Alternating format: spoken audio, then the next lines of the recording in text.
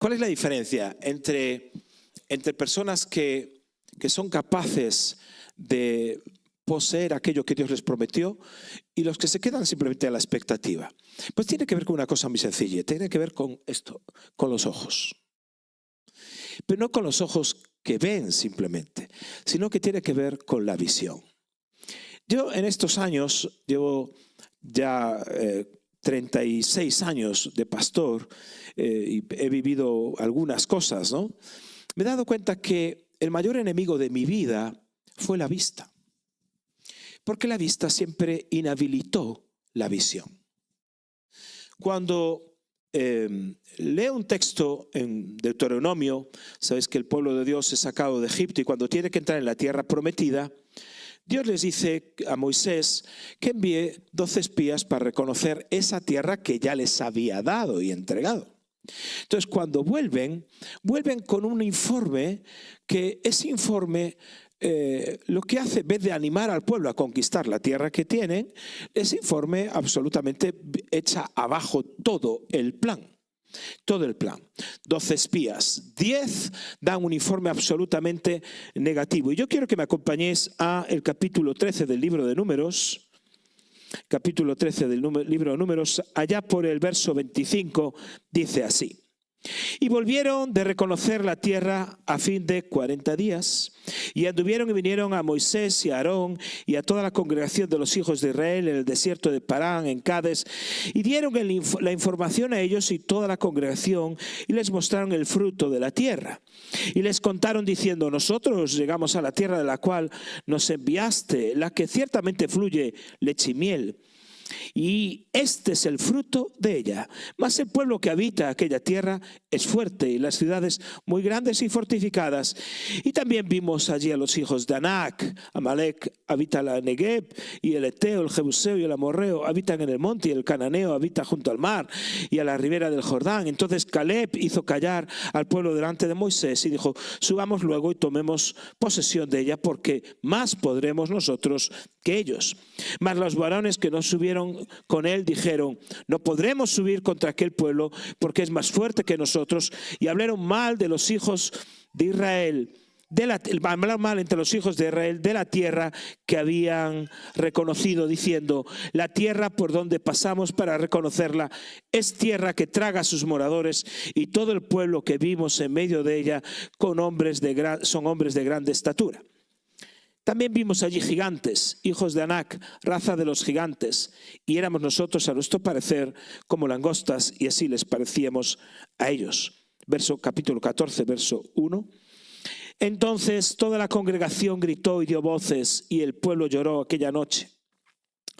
Y se quejaron contra Moisés, contra Aarón, contra los hijos de Israel, y todos los hijos de Israel, disculpad, y les dijo toda la multitud: ojalá muriésemos en la tierra de Egipto o en este desierto, ojalá muriésemos. ¿Y por qué nos trae el Señor a esta tierra para caer a espada y que nuestras mujeres y nuestros niños sean por presa? ¿No nos sería mejor volvernos a Egipto? Y decían el uno al otro: designemos un capitán y volvámonos a Egipto. Entonces Moisés y Aarón se postraron sobre sus rostros delante de toda la multitud de la congregación de los hijos de Israel.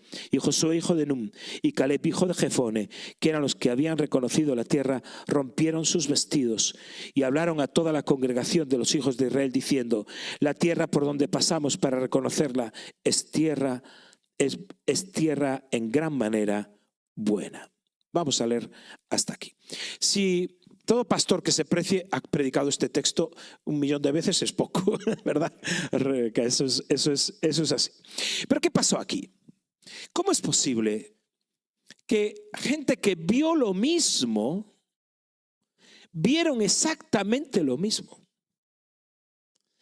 tengan un informe de los hechos tan diferente cuando vieron lo mismo? No era un asunto de ver, era un asunto de percepción de lo que veían. Es más, dice que cuando van a la tierra, ven la tierra que es de la que fluye leche y miel, es una tierra tan maravillosa que traen una muestra de esa tierra, y en la muestra de esa tierra se traen un racimo de uvas que tienes que ser transportado por 2 hombres en una vara. Imagínate qué uvas eran esas. Y como decía el otro, si las uvas eran así, imagínate las vacas. Es decir, que aquello tenía que ser bestial, ¿no? Una cosa tremenda. Dice, porque era leche, tierra en la que fluye leche y miel. Sin embargo, viendo lo mismo, unos tienen visión y otros no. Viendo la misma realidad. Porque la visión no niega la realidad. La visión la interpreta de otra forma. Hay unas cosas que yo he aprendido en estos años que quisiera compartir en este tiempo que tengo. Unas cosas muy sencillas acerca de lo que he aprendido para construir una iglesia en medio del desierto. Y tiene que ver mucho con la visión y con la vista que se saca de acá, claramente. Una cosa muy sencilla es que la visión, de una forma, y la vista entran en tan conflicto, que la vista, siempre que ves una realidad, se va a enfocar en el problema. Entonces siempre vas a ver gente que dice, sí, pero es que hay un problema. Claro, yo ya sé que hay un problema. Pero cuando Dios te habló, y Números capítulo 13, empieza diciéndole a Moisés, le dice a Moisés, Moisés, envía hombres que reconozcan la tierra que yo os he entregado. Punto y final. Llega Moisés, porque uno diría, ¿se equivocó Dios tanto? ¿Por qué no envió solo a Josué y a Caleb? ¿Por qué no envió solo a los 2 espías que son competentes en vez de enviar a 12? No, el plan era correcto. Solo que dice, la tierra que yo te doy, ya está, la tierra está dada. Solo envía a reconocerla, ¿para qué? Para que traiga un informe que anime, que entusiasme, porque las noticias de que la tierra es buena, mira las uvas, mira, fluye leche y miel, aquello es una maravilla, lo que tenemos es para generar ánimo, entusiasmo en un pueblo para conquistar. Pero vienen 10 y dan un informe terrible porque se enfocan en el problema. ¿Y cuál es el problema? Que había gigantes, que había ciudades certificadas, que estaba allí Amalek, los hijos de Anac, un montón de gente que estaba fastidiando el asunto. Sin embargo, Josué y Caleb no se enfocan en el problema, sino que se enfocan en la promesa. ¿Qué fue lo que Dios me dijo? Dios me dijo que nos daba la tierra. Vamos a conquistar la tierra. Claro que habrá problemas, pero los comeremos como a pan. No iba a ser tan fácil ni tan sencillo. Pero cuando tú estás guiado por tu vista, la vista entra en conflicto con la visión. Y aquellos que se fían de su vista, siempre que tienen que emprender algo, aunque Dios se lo haya prometido, sea a nivel familiar, sea a nivel de un negocio que quieres empezar, un proyecto de vida o una iglesia, hay personas que tienen ese don de poner su enfoque en el problema. Y no es que no veamos el problema, es que vemos la promesa.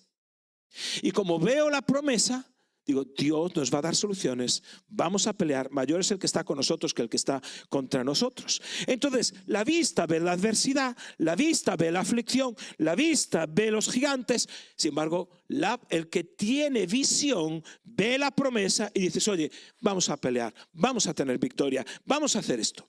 Es decir, estaban tan enfocados. Por eso los que tienen esa vista se enfocan tanto en el problema, que el problema parece gigante. Todo aquello en lo que te enfocas lo vas a maximizar. Este es un principio que funciona para la vida y para todo. Maximizas aquello en lo que te enfocas. ¿Cómo es posible que decidieran morir en el desierto? ¿Cómo es posible que ojalá muriéramos aquí? ¿Cómo? Muere peleando, tío. Por lo menos inténtalo. Por lo menos enfréntate. Haz algo. Pero no. Es decir, ¿qué es lo que hace entonces la vista? Te paraliza. Mientras que la visión te moviliza. La vista te paraliza. Y en vez de decir, oye, vamos a pelear. Ya estamos aquí. Atrás no vamos a volver. Pues sí, ellos querían volver atrás. Yo no sé cómo pensaban que Dios iba a volver a abrir el Mar Rojo para cruzar. Digo yo, ¿qué pensarían eso? Pero era una locura. Es decir, la locura de la vista. La vista es tu mayor enemigo. Por eso ese principio de que todo lo que te enfoques lo vas a maximizar se cumplió aquí. Era una hipérbole de todo. Había una hipérbole, gigantes, no sé qué, todo. ¿Cuál fue el error? Dios le dice en un versículo a Moisés, allá en el capítulo 13, un solo versículo, lo voy a leer, no hace falta ni que lo proyectes. 13:2. Envía a tu hombres que dice Dios a Moisés, la tierra de Canaán, la cual yo doy a los hijos de Israel, de cada tribu sus padres enviaréis un varón, de cada uno del príncipe de ellos. Ya está. Envía hombres que reconozcan la tierra. Va Moisés, escoge a los 12 príncipes, uno de cada tribu, y dice, desde el verso 17, 18, 19 y 20, lo que tenían que hacer. Id, reconocer la tierra, si es buena. Eso es lo que dijo Dios. Y él, de su propia cuenta, lo que Dios dijo en un versículo, él lo transmitió en 4. Él añade a la palabra que Dios había dado. Y les dice, mirad si hay gigantes, mirad si hay ciudades, si el pueblo es fuerte o no es fuerte. Oye, Moisés, ¿Dios te dijo algo de que les dijeses a los príncipes que mirasen la gente? No. ¿Qué te dijo Dios que tenían que hacer? Que reconociesen la tierra.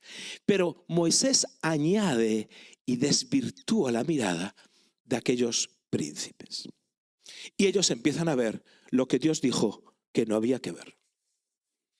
Por eso, la vista se fija en el problema, se fija en la aflicción, mientras que la visión se fija en la promesa. La vista te paraliza, mientras que la visión te moviliza. La vista te llena de temor, como aquellos 10, mientras que la visión lo que te llena es de pasión. ¿Ves un hombre o una mujer sin pasión? Ahí ves a una mujer o un hombre que se guía por su vista. Ha perdido la pasión. Lo único que ve es la realidad que le circunda. No hay esto, no hay lo otro, no hay... Hay gente que cada mañana o cada noche, me da igual, desayuna o cena con lo que Dios no hace. Dios no me sana, Dios no... Otro bocado, a los hijos también. No tenemos para el futuro, no sé qué será de nosotros. Uy, esto es muy difícil. Oh, y la iglesia, sí, ahora están haciendo grupos pequeños, lo que me faltaba ahora. Yo después de 30 años de creyente, ahora volver a empezar. No, yo no lo veo. Claro que no lo ves. Claro que no lo ves. Porque ves con la vista. ¿Qué te crees? Ves con la vista. Pero cuando estás viendo con la visión, que Dios habla a un lugar, a una iglesia, se te enciende el corazón de pasión. Se te enciende el corazón de pasión. Estaba en una iglesia en Estados Unidos, una mega iglesia de esos. Oye, ¿no has perdido la pasión? Me dije yo, nunca. No me fío de la gente que no tiene pasión. No me fío ni de los traductores de la Biblia que no son apasionados. Yo qué sé. Yo quiero gente apasionada con lo que vive. Yo quiero un Josué, un Caleb. Por eso la gente que está por vista se llena de temor. Son muy grandes. Mientras que, anecdóticamente, la visión, aunque seas ciego físicamente, te llena de valor. ¿Qué hace la vista? Mira el presente. El presente a veces es demoledor. Nuestro presente a veces es terrible. A veces valoramos, la gente no se convierte, mi familia no se convierte, el no sé qué, los negocios no van, he perdido el trabajo, no tengo el bebé que quisiera, no tengo la mujer que quisiera, el marido que quisiera, yo qué sé. Pero fíjate, inmediatamente ellos empiezan a decir, es imposible. ¿Quiénes dicen que es imposible? Los que se guían por la vista. Sin embargo, los que se guían por la visión desarrollan algo que es increíble. Desarrollan algo que se llama fe. Entonces dice que sin fe, dice la palabra de Dios, es imposible. Otro imposible. Hay un imposible que es la realidad. Cuando estoy con la vista, es imposible. Digo, la realidad no la puedo conquistar. Pero hay otro imposible que se llama imposible agradar a Dios. Entonces justo los que ven que la realidad es imposible, también se convierten en aquellos que son imposibles de agradar a Dios, porque lo que hace la visión es que desarrolla fe, desarrolla esa pasión y esa fe que dices, oye, lo vamos a poder. Los 10 concluyeron, no se puede. Los 2, Josué y Caleb, concluyeron, sí se puede. Y esto va a estar chupado. No iba a estar tan chupado ni tan fácil. No era un asunto, era un asunto de fe. Narraban con su boca una cosa, no, esto lo vamos a hacer. No iba a ser tan sencillo, en un sentido. Porque 40 años después se demuestra que sí iba a ser tan sencillo. Porque sin levantar una sola lanza, ni una sola espada, ni nada, una ciudad amurallada, gigantesca, como es nuestra ciudad, la que vivimos, Lugo, que la rodea la única muralla romana del mundo que se conserva entera, la muralla se cae. Y anecdóticamente, no se cae de afuera para adentro, lo que sería en caso de una conquista, sino que las ruinas y lo que se ve de Jericó es que las murallas, después de excavaciones arqueológicas, caen de dentro para afuera. ¿Cómo es posible? Sí fue sencillo, en un sentido. Pero nosotros podemos ser de aquellos que le añadamos a lo que Dios nos habló. Bueno, pero es que claro, vete a reconocer, haz así, no sé qué, no sé cuánto, de esta manera. Si no tienes visión para tu futuro, al no tener visión para tu futuro, tu presente se convierte en una realidad aplastante. Deja de mirar tu presente. Y por supuesto, como ellos, volvámonos a Egipto. Por favor, el pasado no tiene nada nuevo que decirte. ¿No lo entiendes? Yo soy terapeuta familiar y una de las cosas que trabajamos en terapia familiar, en resolución de conflictos matrimoniales y de otro tipo, es que la gente se apega a la forma conocida de hacer las cosas, la forma conocida de resolución de conflictos. Se apega a esa manera porque es la manera que han aprendido, que han tratado. Esta es la vieja manera de hacer las cosas. Y para solucionar conflictos nuevos, muchas veces tenemos que aplicar recetas nuevas. ¿Qué hacían ellos? Por la vista, en vez de mirar el futuro, lo que estaban viendo es su pasado y su presente. No hay manera de trabajar a veces con personas. Cuando trabajamos en equipo, nosotros tenemos una obra social muy fuerte, trabajamos en el ámbito de familia, sobre todo en el ámbito de infancia y juventud, con jóvenes, todos los jóvenes que cometen delitos en la provincia, bueno, pasan por nuestras manos. Llevamos muchos años. Yo dirigí centros de menores. No sé si visteis alguna vez ese programa de televisión de Hermano Mayor, que tiene que reeducar a un joven de estos que rompen las puertas, le pegan a los padres. Pues todos esos los tenía yo. Casi me vuelvo loco, pero bueno, eso es otra historia. Pero es muy interesante. Una cosa que hay que trabajar con personas que viven una pesadilla es precisamente que tienes que darles un sueño. No hay forma de salir de una pesadilla si no tienes un sueño. Y de darles una visión de futuro. Y había gente que no había forma.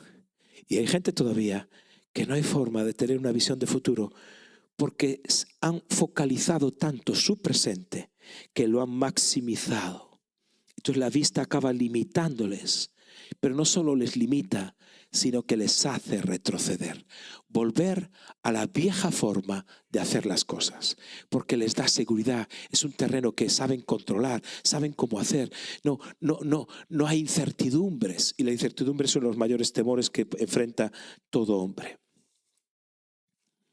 ¿Qué cosas aprendí en estos años con respecto a la vista y a la visión? Mira, en cierta ocasión Jesús había acabado el tiempo donde había alimentado en una ocasión a los 5.000 y otra vez alimentó a los 4.000. Y dice Marcos capítulo 8, dice así verso 14. Habían olvidado traer pan y no tenían sino un pan consigo en la barca. Fíjate, no me despisto de la vista y visión, ¿eh? Y él les mandó diciendo, mirad, guardaos de la levadura de los fariseos y de la levadura de Herodes. Y discutían entre sí, diciendo, es porque no trajimos pan. Hasta aquí, por ahora. Fíjate, Jesús los encuentra discutiendo porque no habían traído pan. No llegaban. Y dice, oye, ¿a quién le tocaba traer pan? No sé, creo que a Judas, no, Tomás. Los encuentra discutiendo. Y entonces Jesús llega y encuentra un panorama de unos discípulos discutiendo por el pan. Y Jesús intenta reeducar la mirada de ellos. Y les dice, tenéis que preocuparos por otra cosa distinta. Por la levadura de los fariseos, que corrompía todo el sistema religioso. Y la levadura de Herodes, que es otra levadura político-económica que corrompía la nación. Vuestra preocupación es incorrecta. Yo no he venido aquí para solventar el pan. Esa no es mi misión. Yo estoy para hacer discípulos que tengan una mirada diferente. Entonces les dice, y entendiéndolo Jesús, ¿qué es lo que entendían? Entendía que ellos no hacían más que discutir por el pan nuestro de cada día. Entendiéndolo Jesús les dijo, ¿qué discutís? ¿Porque no tenéis pan? ¿No entendéis ni comprendéis? ¿Aún tenéis endurecido vuestro corazón? Y ahora escucha. Teniendo ojos, ¿no veis? Oídos, ¿no oís? ¿No recordáis? Cuando partí los panes, los 5 panes entre 5.000, ¿cuántas cestas llenas de pedazos recogisteis? Y ellos dijeron, 12. Y cuando los 7 panes entre 4.000, ¿cuántas canastas llenas de pedazos recogisteis? Y ellos dijeron, 7. Y les dijo, ¿cómo aún no entendéis? ¿Cómo es posible? Yo he multiplicado el pan. ¿Por qué haces del pan la razón de tu vida? ¿Por qué haces del pan la razón de tu preocupación? ¿Por qué haces del pan la razón de tu vista? ¿Por qué haces del pan lo que te quita el sueño? ¿No lo entiendes? ¿No lo comprendes? ¿Cómo tienes, dice, el corazón endurecido? ¿No logras entender? Teniendo ojos, ¿no veis? Luego ver, queridos hermanos y hermanas, no es cuestión de tener ojos.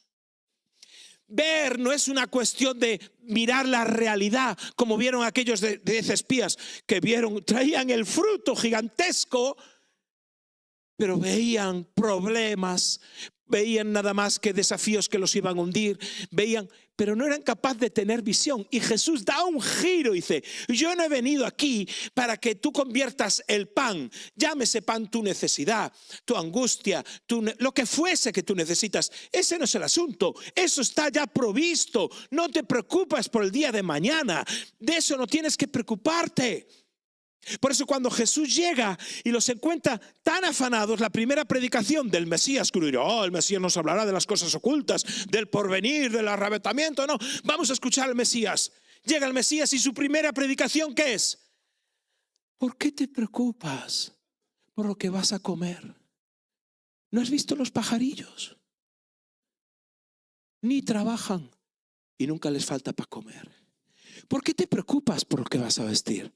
¿Has visto los lirios del campo? Ni aun Salomón en toda su gloria se vistió como uno de ellos. ¿Por qué te afanas? Y de repente les cambia la mirada y les dice, busca primero el reino de Dios y su justicia.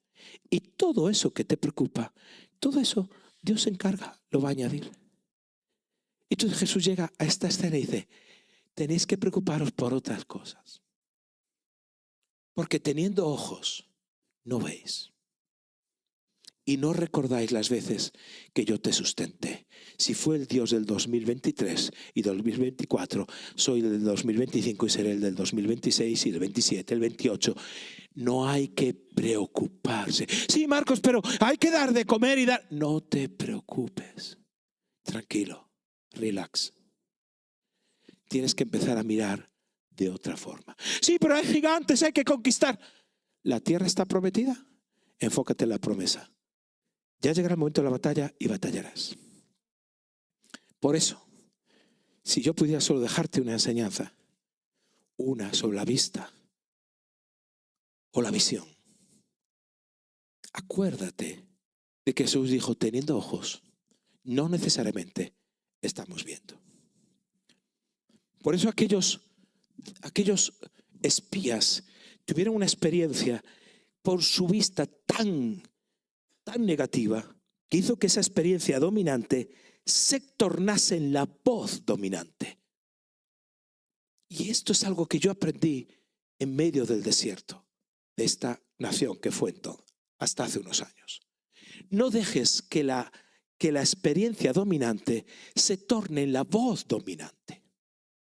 No dejes que las cosas malas que suceden, es decir, nunca la voz debe ser resultado de tu experiencia, sino que la promesa tiene que ser resultado de tu encuentro con Dios.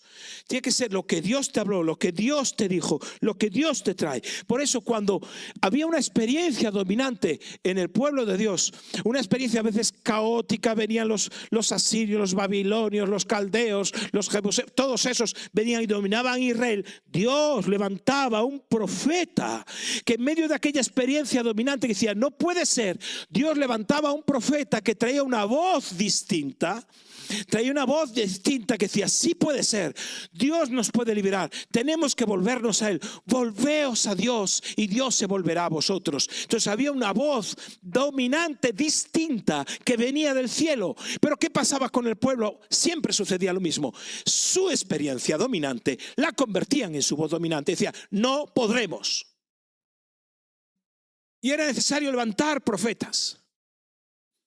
Por eso cuando viene una voz de Dios a nuestra iglesia, viene una voz de Dios a tu vida, no dejes que tu experiencia negativa de circunstancias difíciles, que no estás pudiendo levantar circunstancias o enfrentar desafíos, que eso se convierta en lo dominante en tu vida. No dejes que eso suceda, porque hay una tensión siempre entre la voz profética de Dios y lo que los ojos ven. Por eso esa tensión hizo que durante 40 años cientos de miles de personas muriesen en el desierto, porque aquella generación le creyó más a sus ojos que a la voz de Dios. Como iglesia estáis en una etapa nueva, como nosotros también.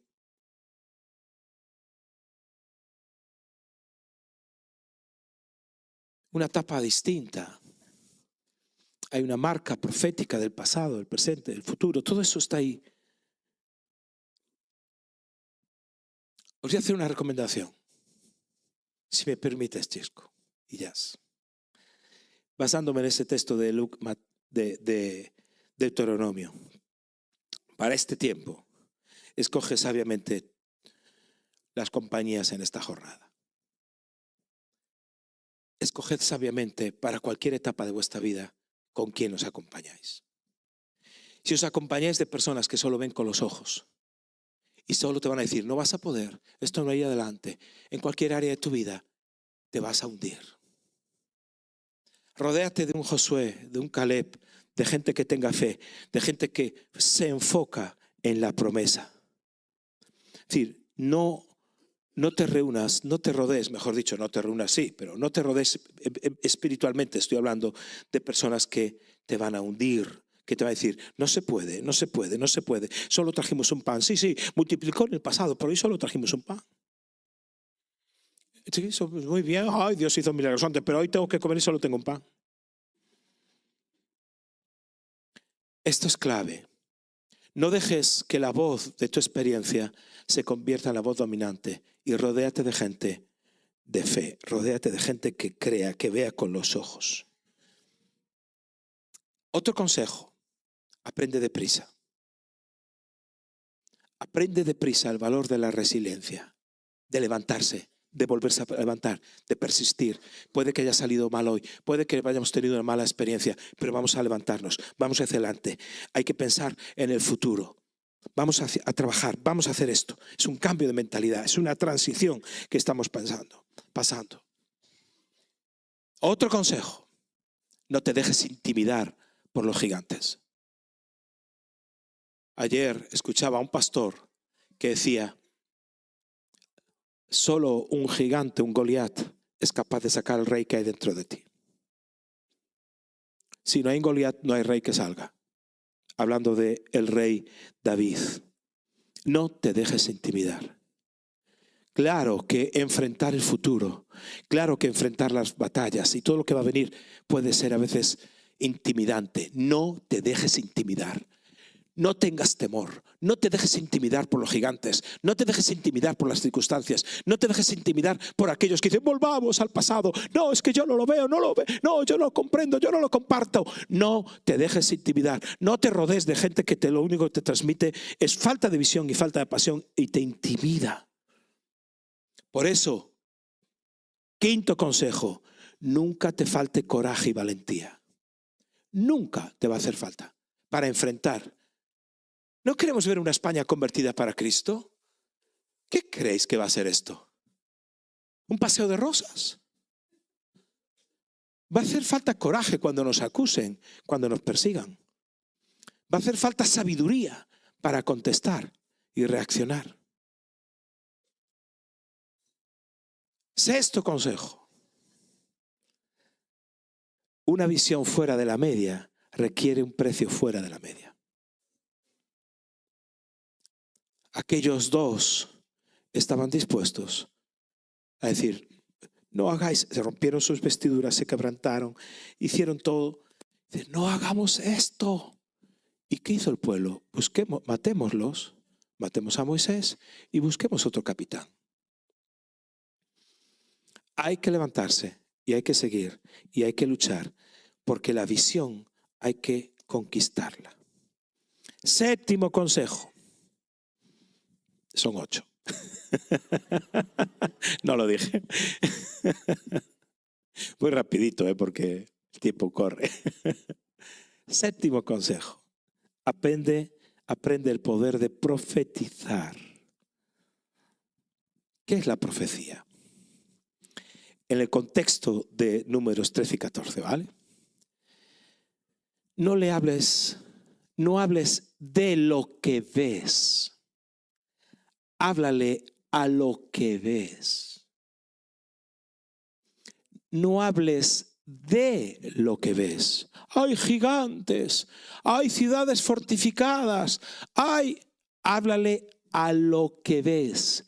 Hay gigantes, pues os vamos a comer como a pan. Profetizar es hablar a la realidad. Profetizar es hablarle a la realidad aquello que Dios dictaminó que va a suceder.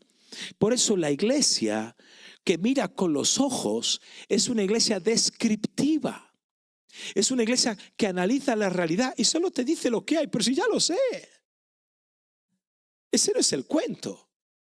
La iglesia tiene que ser profética, tiene que hablarle a la realidad. Vamos a hacer esto, ¿por qué? Porque se va a convertir gente. ¿Acaso Dios no le dijo a Israel, la que no tiene hijos, la que es estéril, la que no da luz, que vaya preparando a ensanchar la casa? ¿Por qué? Sí, ensancha el sitio de tu tienda, pon las estacas más lejos. ¿Pero por qué? Porque más son los hijos de la desamparada que de aquella que da luz. Cuando tú tienes visión de que vas a tener hijos, ¿qué haces? Amplías la casa. Nada más. Porque tu mirada es profética. Si es descriptiva, lo que dices es, no puedo tener hijos. No tengo dinero para esto. No puedo hacer lo otro. Pero si Dios te habla, todo cambia. Y octavo consejo, el que a mí me movió y ha cambiado mi vida en estos últimos 8 años. Que tu insatisfacción sea tu misión. No soportaba ver más un país que a cuentagotas vas viendo la obra de Dios poquito a poco. Que tu insatisfacción, que tu frustración sea aquello que se convierta en tu misión. Si tú vas por la calle y ves a niños que están sufriendo desamparados, o ves a gente tirada y hay algo que se te agita aquí, hay algo que dices, no puedo con esto, haz algo. Dios te está llamando a eso. Si ves situaciones de injusticia, si ves situaciones de desamparo social, pero si ves que la iglesia que pueda estar paralizada, que quieres que se movilice, Dios te está llamando a eso. Que tu insatisfacción se convierta en la misión. Fue justo eso lo que mantuvo a vivo a Josué y Caleb 40 años. Todos los demás murieron, pero ellos, 40 años después, conquistaron la tierra que Dios les había prometido. No les prometió las ciudades ni la gente, les prometió la tierra. Y Dios cumplió su palabra, porque había convertido su frustración en sumisión.